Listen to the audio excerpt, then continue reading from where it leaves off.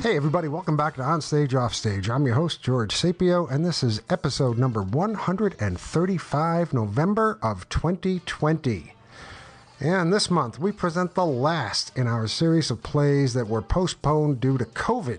And for this one, we'd like to welcome back playwright Rex McGregor for the first time. And by that, I mean Rex's play, This Particular Crevasse, was featured on our episode number 79 way back in August of 2016, but Rex himself never actually appeared due to technical problems. However, we are absolutely thrilled to have him with us this time, and we will feature not only a brand new play, but an interview with Rex immediately following the play reading. Rex's new play is called Threatened Panda Fights Back, and was scheduled for production at the Town Street 10-Minute Play Festival in Los Angeles back in April. Threatened Panda Fights Back features Michael Donato as Ling, a male giant panda extremely overweight and quite vain, Paige Anderson as Yan, Ling's mate, a female giant panda who happens to be in heat. Oof. Mike Davey as Mr. D, a somewhat weird-looking bird, and Cheryl Mazurka as Mrs. D, also a very weird-looking bird, but cheerful and very pregnant. The location is a panda suite at an upmarket zoo. The time, the very near future. Ling is munching on a bamboo stick and posing like a bodybuilder. He is obviously very proud of his overweight physique. He wears a t-shirt with the World Wildlife Federation panda logo. Yan comes in, carrying an armful of bamboo. She is clearly aroused by Ling, but tries to suppress her feelings. Fresh supply, dear. Thanks, Yan, but really, you shouldn't. Oh, are you dieting? Don't be ridiculous. People like me cuddly. Well, then. You're always bringing me bamboo. It's not good enough. Would you like something else for a change? Of course not. Pandas eat bamboo, period. Well, then. You embarrass me, fetching and carrying. We have servants to do that. They prefer to be called keepers. We're not in the wild. Do you want people to think you've been foraging? Sorry, dear. I'll put it back. Leave it. Tempted? Putting it back as bad as fetching it. Yan dramatically dumps the bamboo on the ground. That's better. Be a diva. Show your superiority. What have I got to be superior about? You're my mate. Am I? I only ask because we've never done any actual mating. It's an honorary position. I'll take any position. Now, look, you know where that would lead. I'm the poster boy for endangered animals. Now, how would it look if we start breeding cubs all over the place? Like a happy family. Like an ordinary one. We're famous and pampered because there are so few of us. Let's not rock the boat. I wish you'd rock mine. Have some bamboo. No, thanks.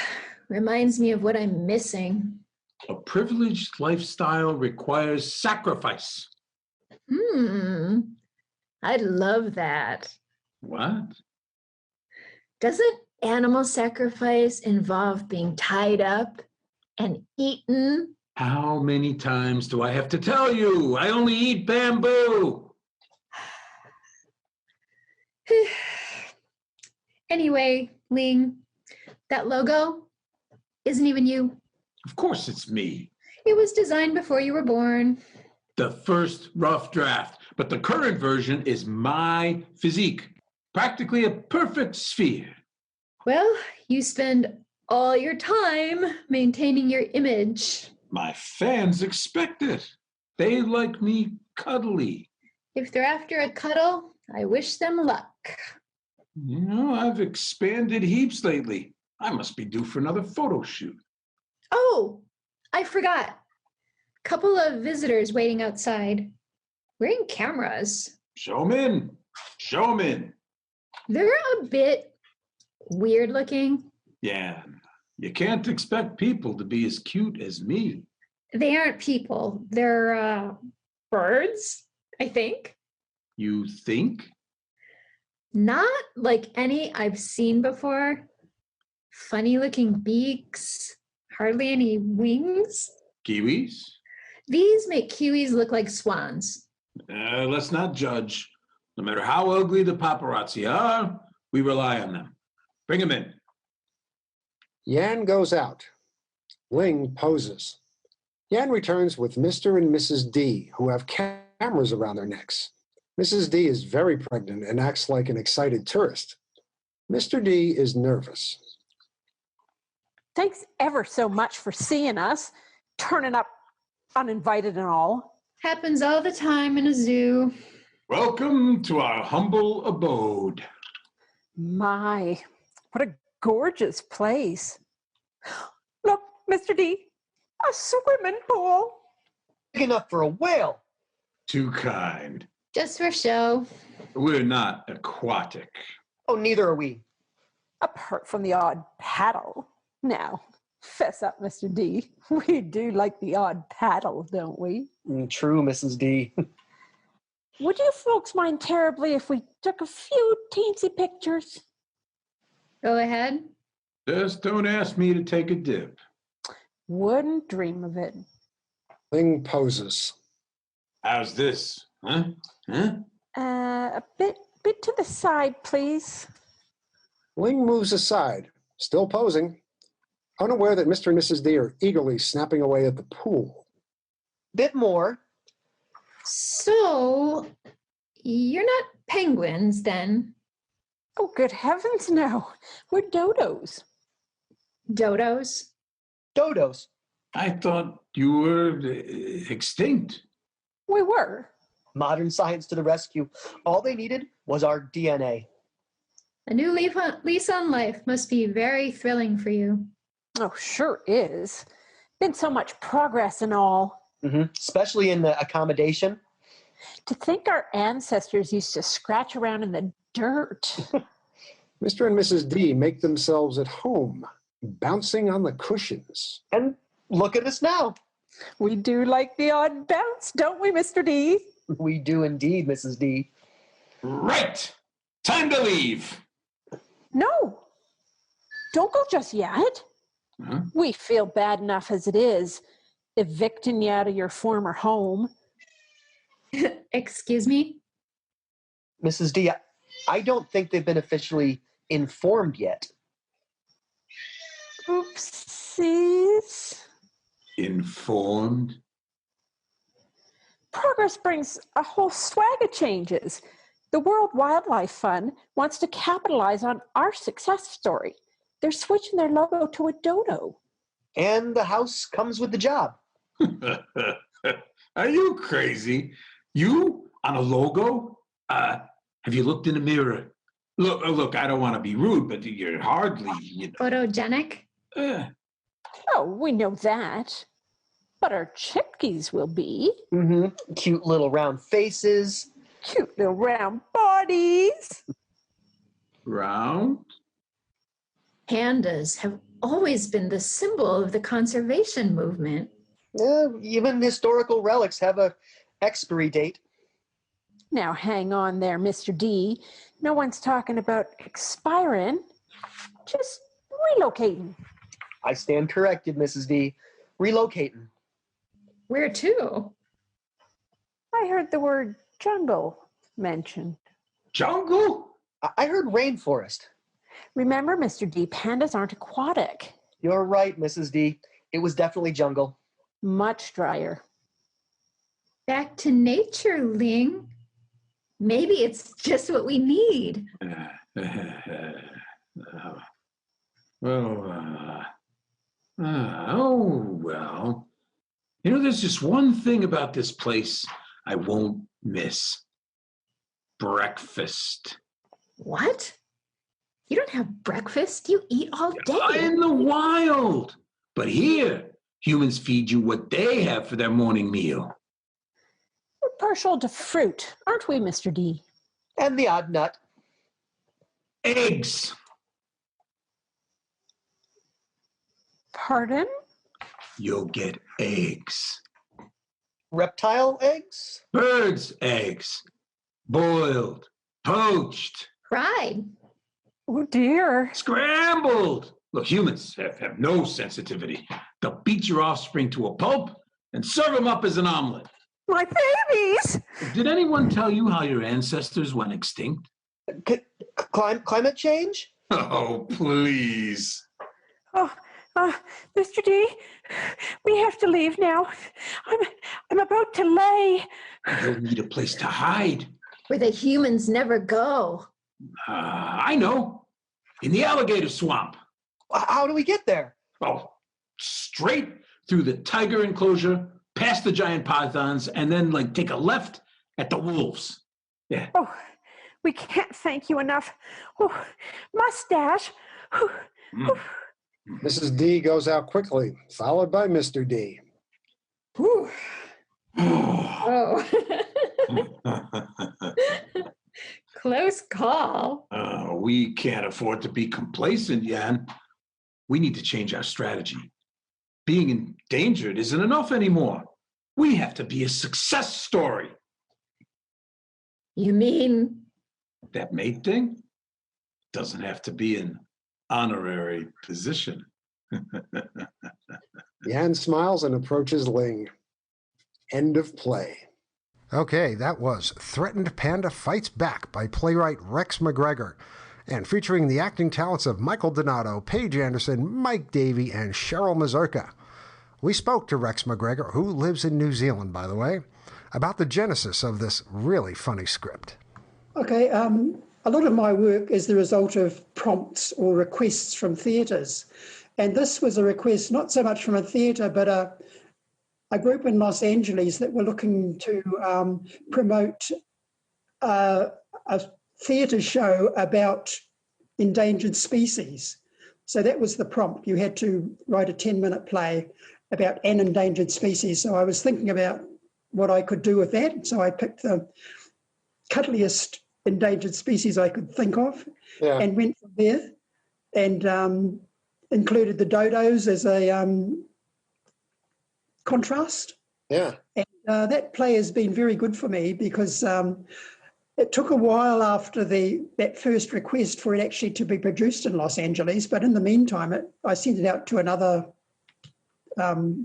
few shows like Short and Sweet, which have productions in Los Angeles and in Australia and New Zealand, and they're branching out into other places as well. So I've had over a dozen productions of Threatened Panda now, and it's been interesting because it's a very flexible sort of show in how it's produced.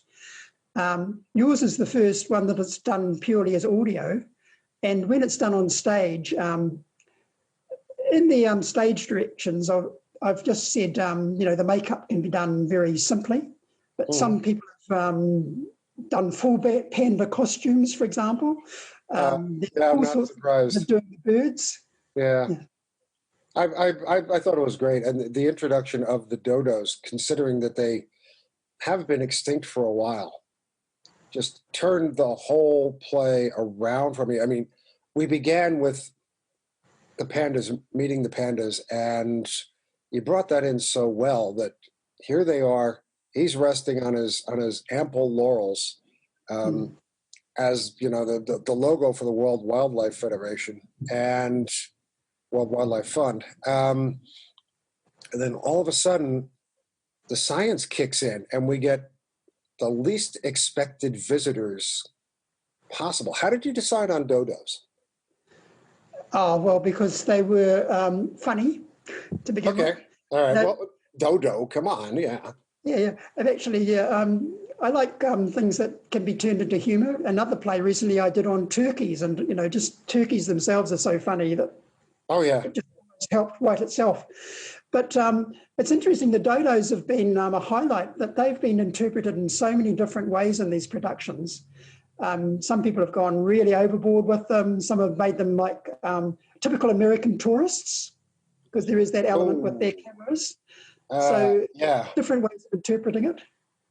And one of the funniest ones that I've seen, I've only seen production photos, is they did the entire thing with puppets, because the director was a skilled puppeteer, so she made really hilarious dodo puppets. Wow. A whole show like that. That would have been really interesting to see. Mm. Yeah. Cool. Well, I guess as it is, theater adapts to almost any medium, especially when you have the lure of having somebody who wants to do costumes. I mean, you've got pandas, you've got dodos, and like you said, you could do it very simply, budget-wise, and just get the idea across and do the text and have fun on stage. Or you could absolutely load it up with, Panda. Who researches dodos? I mean, they've been extinct for a number of years. That must have been some piece of craftsmanship for the costume department of wherever to come up with. Mm. Yeah, so it's purely up to the director how they choose to interpret them, and they've all gone on different directions. So it's very interesting for a playwright to see a work produced in totally different ways. Mm-hmm. It makes it quite clear that there's three roles in theatre, I always say. Like, there's the writer who's in charge of the script, there's the director who's in charge of the production, and then there's the actors who are basically in charge of the performance. Right. And often people aren't aware of where the boundaries lie, and it's only when you see multiple productions that you really come to realise that, that's a really good joke, so it works all the time, no matter who's doing it. But sometimes there will be little nuances that are brought out in a particular production that aren't considered in others. Yeah. So it becomes quite clear once you see various productions what the strengths of the actual script is, rather than the actors or the direction in the production. I find it fascinating seeing different productions of one's own work and the perspectives involved, because, as you said, the first theater might do it one way and hit this joke and that line and work it into a certain mode or mood or that sort of thing. And the next theater will do something completely opposite. And sometimes the jokes that worked in the first one don't fly in the second one, but other things do. And it comes back to that whole thing that faces us as playwrights. How do I make this poignant? How do I make this resonate? How do I make this funny? And when you sit back and realize that if your play is done by multiple venues, you have very little control over that. You can just basically put in the best you've got and cross your fingers. Yeah, so a lot of it is writing the script and letting it go. Yeah. So I often get requests for perhaps to change the gender of a character. Mm-hmm. And if it's not essential to the play, if the play isn't about gender, it's usually fine. Yeah. Yeah, but I've done that myself. I had a married couple in one play, and the director came back and said, can we possibly consider making this a gay couple, because the actors who auditioned are so perfect in this. And I looked at it and I realized it didn't need to be a straight couple. And I was like, yeah, sure, go ahead. That production I was lucky enough to see, and he was right. They were absolutely electric on stage. Could not have imagined a better pairing. That's what I love about theater. I mean, it's different every time. So I was looking over your website, rexmcgregor.com, and you have written quite a number of plays. Do you happen to have a total? Because I was looking through these giant lists of how many plays have you written? Probably, if you're just looking at short plays, I've written about 100 short plays. Wow. And possibly about a dozen longer ones. Yeah. How long have you been doing this? I'm really specialising in the short plays because I can get them produced more easily. Oh, absolutely, yeah. It's a commitment time-wise. Mm-hmm. So, short I enjoy writing in a quite compressed way too. And I also enjoy responding to challenges. When a theatre says, write a play about this or that. Yeah. That's fun. I've had some really strange requests recently. Like I just mentioned turkeys. I would never have thought about writing about turkeys, but it was in one of the requests, one of the prompts. And I've had other ones, like one was use a bat skeleton. And when you have to focus a play around a bat skeleton, where do you go? So I used it. It was about a play about an artist who was using it as a modern artwork to be provocative. Yeah. Okay. It's a great often doing in different directions where you do things that you wouldn't normally have thought of. It's a great challenge for your creativity. Mm. Yeah. Well, like I said, you've got dozens and dozens and dozens of plays there. I was absolutely wowed. I need to get back to my my word processor. Just to give an example too, I see you, George, have written a play that featured the Battle of Bosworth. Yes. How many other playwrights have you spoken to that have also written a play that featured the Battle of Bosworth? None. Now, because I've written one called Henry VII, If Shakespeare Was Honest, which is a comedy version of what happens at the Battle of Bosworth. And the villain turns out to be not Richard III, but also not Henry VII. Okay. This is going to be, I'd really like to see that. Yeah, we should compare scripts. So, I mean, I saw on New Play Exchange your sample of your version, and yeah, we'll swap. Yeah, okay, sounds good. Yeah, I'd like to see that, because I was obsessed with the character of Richard III, and I had to cover the battle, and I thought, there's no way we can cram this many people onto a stage. So I thought the best way to do it, sportscast it. And so that was an example of a play that I wrote in response to a request for a play with heightened language, which is what all theatre in New York requests, but focusing on villainy, I believe it was. Yeah. Well, he's legendary for villainy. So, okay, let me ask you one of the more obvious questions that playwrights get asked these days. How's it affected your writing since COVID and the advent of Zoom? I'm assuming you've done some Zoom plays. You've probably done quite a few, but going back from the old way of doing things to the new way of doing things, how does that put you as a writer now? It's actually been very good for me, unlike a lot of other people in the world. Until this came along, I was getting a few productions a month, usually, if I was lucky. My short plays. If I got three productions a month, that was a good month. But since COVID hit, I've had far more Zoom productions than at any other time in my writing career. And I've actually even got into producing a few of myself, because it's so easy. I've got connections with so many actors, primarily in the US nowadays, that if I want to do a reading of one of my scripts, I just contact them and we do it. So also one of the plays that I wrote specifically for Zoom, called The Birds Are Feeding Me, has had 7 Zoom productions so far, just in the last few months, and a couple of audio productions, and it's got a couple of publications coming up and a few more productions coming up. So that's one play that specifically deals with isolation and people, 3 tenants in an apartment building dealing with a particular issue of birds landing on a balcony and doing their business, and one character is a banker who resents this, and it's all about the healing power of nature, and also how people come together as neighbours in time of crisis. So I think it's quite a well-crafted play, and it's obviously resonated with a lot of theatres, because they're snapping it up a lot more than any of my other work. So my most popular play is still Threatened Panda, but this one is getting up there. Nice. It's had so many productions recently. That's wonderful. Yeah, it's the whole Zoom thing has turned theater into a completely different animal. I mean, I don't know if we'll ever get used to not being in a theater, watching people live on stage, a couple of feet in front of us. I'd love to get back to that, if we possibly can, in all safety and such. But the whole Zoom thing is, I find myself watching the actual Zoom production, the tech, actually more than listening to the words come out sometimes. I feel like I'm watching Hollywood Squares or the Brady Bunch, you know what I mean? Because of the way everything is set up. And it's redefining the profession.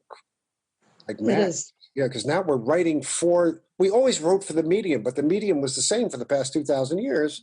Yeah. And now it's completely different. Yeah, I'm sort of writing about 50-50 now. So about half the plays I write are still for the stage, but can be adapted for Zoom, and the other half are specifically written for Zoom. Like one of the most recent ones I've done that I'm organising a reading for at the moment is called Tricky Intervention, and it's about 4 young climate change activists who are meeting on a Zoom meet format in order to discuss a particular issue, and it's brought up a lot of opportunities for comedy. And another thing I've done, particularly with that play, is I'm reusing characters that I've created earlier. And in this particular play, I've taken 4 separate characters that were in 4 totally different plays, just to see what happens when they all come together.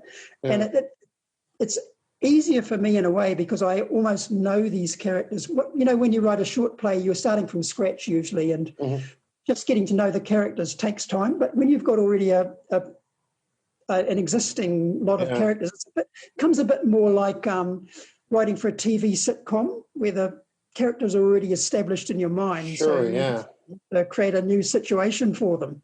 Yeah. So I'm actually enjoying that very much. And I had an interesting experience yesterday, for example. I had, in the morning, I had a rehearsal of The Birds Are Feeding Me, which in Margaretville, New York, and that features a character called Kim. And a couple of hours later, I was on a Facebook Live production of a group of Harry Potter plays, and that featured one of my scripts called Tickle That Dragon, which also features Kim in a totally different role, because that was written quite a few years ago. So it was interesting to see the same character in the same day. Yeah. 2 totally different situations. How many people? How theatre is opening up now. Nothing like that would have happened pre-COVID. No, it's good. It's changing things around completely. It's almost theater for TV now. The thing about Zoom that it makes it possible to do so many more strictly audio plays, because in many cases we don't bother with the tech for video. I mean, I've seen a couple of plays do tech for video. They have the same set in different locations. And they somehow stitch it all together. Somehow they switch back and forth between one location and the other, or they just cut it. But it was a really interesting attempt to keep the old way of doing things alive, you know. But again, audio plays are gonna boom now because of this. Yeah, absolutely. And another thing I've been teaching myself is video editing. Okay. So Zoom production, I can do, you know, fancy titles and credits, and like even if there's like an awkward pause at times or a little fluff of lines, I can snip that bit out of it. So it's a useful skill to have too. It is. It's a very useful skill to have. It's the amount of audio work I do too, not just plays but interviews and other things like that. It becomes very interesting. I've also done a few short movies too, which takes an awful lot of time, much more time than anybody realizes. But it's absolutely engrossing and wonderful. I got 2 more questions for you, and then I'm going to let you get back to probably writing your next 23 plays that you're going to write today. Being as prolific as you are, you got any kind of insight, advice for playwrights just starting out? Is there any such thing that we can say to help, to help folks move along on the playwriting path? Yeah. I think one key thing is the play has to be about action that's happening now. Mm-hmm. It's happening here, and it has to be this particular action. They're often like plays that people write about some trauma that somebody's had in the past, or something that's happening elsewhere, or about somebody entirely off stage, or some action that isn't happening right now. So the key thing, particularly with a 10-minute play, is it has to be really focused on, the now, the here, the this. Yeah. I think that's one of the key things. And the other thing is you need to have drama, and that's drama comes from conflict, so there needs to be some conflict that has to be resolved in some way. Doesn't mean that the issue has to be settled, but there has to be some satisfying conclusion to it, so that there's an arc. Right. And I think a lot of plays don't have that. Those are my main bits of advice, I would say. Good pieces of advice, especially the second one, I think. That's, I think, is the actual harder one to do, finding some, because people, you got to get used to putting the dramatic action into the drama. You are a librarian for the Auckland Central Library. I thought you'd, with all the playwriting, you'd be sick and tired of being around words all day. Yeah, well, it is around words, a lot of it, and a lot of work these days involves Zoom meetings too. Yeah. So if you'd asked me a few years ago what my role in the librarian was, I would have said, oh yes, I buy the books and I do the selection. Mm-hmm. But all that has changed quite recently. So what happens now is we do a lot of outsourcing. So my role now is more in managing the suppliers, usually based in Australia, who supply the books to us in New Zealand. Yeah. So the world of librarianship is changing quite rapidly. Yeah. And of course, everything's up in the air now with COVID, because we had quite a severe lockdown in New Zealand for a couple of months, and then we were COVID-free for 100 days, and then we had just recently another short lockdown, and we've just come out of it. But the result of this on the Auckland Council finances has been quite dramatic, because we're a very large council, and our library includes 55 branches, so we're a very large system, and Auckland itself is what they call a super city. So geographically, it's huge. We don't have a gigantic population, but geographic spread, we're huge. Yeah. And our council relies on money from building consents and parking fees, and they weren't getting any of that revenue from the lockdown during that period. So there's a lot of budget pressure. We've had huge cuts, and there's likely to be some staffing cuts over the next few months. So it's not going to be a very pleasant time. Yeah, no, that's what's for me personally. I've been gradually reducing my hours anyway. So at the moment, I'm only working 3 days a week, and I'll be reducing that further. So that will give me more time for writing, which is fine. Are you looking at retirement soon, or? Not full retirement, but I like the idea of semi-retirement, where you can actually reduce your hours considerably. Yeah, I think we should all be semi-retired for most of our lives. It's a much more pleasant way to work. Yeah, a lot of people who actually just work hard 40 hours a week and then suddenly stop cold turkey. Wow, yeah. They're not used to it, what do they do with their time? But I'm always pressed for time. I've always got things to do.